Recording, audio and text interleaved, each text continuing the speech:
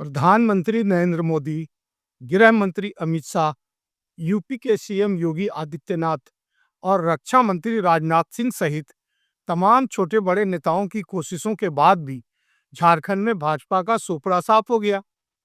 बटेंगे तो कटेंगे, रोटी बेटी और माटी से लेकर बांग्लादेशी घुसपैठिए तक का नारा देने वाली भाजपा का झारखंड में सफाया हो गया।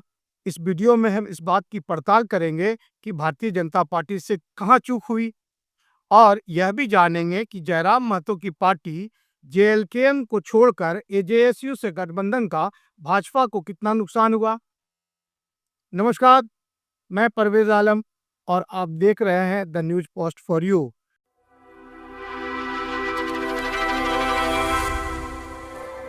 आप मेरे चैनल को लाइक और सब्सक्राइब कर लें। कटेंगे तो बटेंगे, यह नारा झारखंड विधानसभा चुनाव में खूब गूंजा। यूपी के सीएम योगी आदित्यनाथ ने इसे उछाला और बीजेपी के हर बड़े नेता ने इसे दोहराने में कोई और कसर नहीं छोड़ी।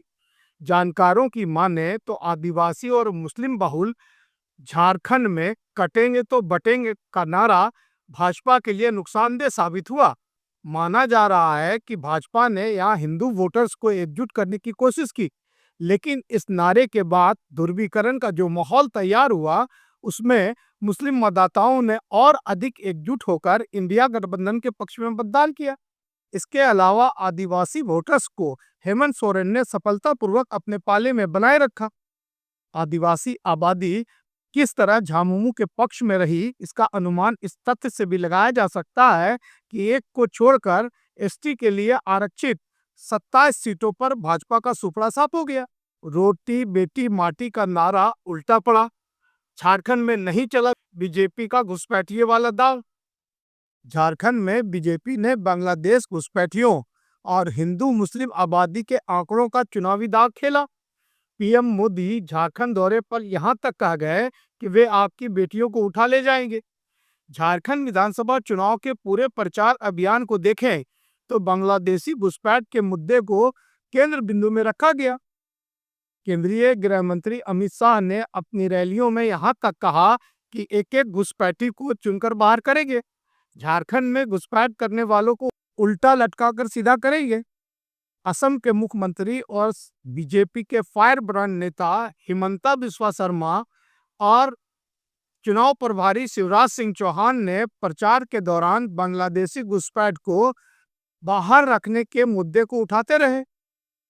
केंद्रीय गृह मंत्री गिरिराज सिंह ने तो यहां तक कह दिया कि हेमंत सोरेन रांची को कराची बनाने पर आमादा है, जो बीजेपी कतई नहीं होने देगी। झारखंड विधानसभा चुनाव नतीजों से साफ हो गया कि राज्य की जनता ने बांग्लादेशी घुसपैठियों के मुद्दे को पूरी तरह से नकार दिया। संथाल परगना की 18 सीटों में बीजेपी सिर्फ जरमुंडी सीट बचा पाई। बाकी सीटों पर जेएमएम और कांग्रेस ने कब्जा जमा लिया।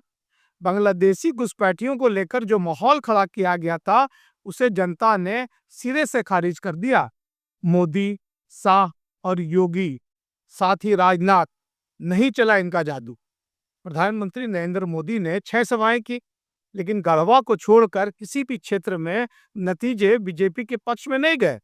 गृह मंत्री अमित शाह और यूपी के सीएम योगी आदित्यनाथ ने कई सभाएं की, मगर सिंदरी, निरसा और पलामू जैसी सीटों पर यह बेअसर रही।